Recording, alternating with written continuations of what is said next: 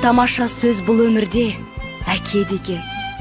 Суыққа бір шалдырмай мәпелеген, өмірдің соқпағымен өрге тартып, алдымен адам бол деп жетелеген. Тағдырдың жазғанына кеуде тосқан, біз үшін еңбек еткен еш тынбастан, алаңсыз сауық сайран шалқып жүрміз біз бүгін әкеміздің арқасында.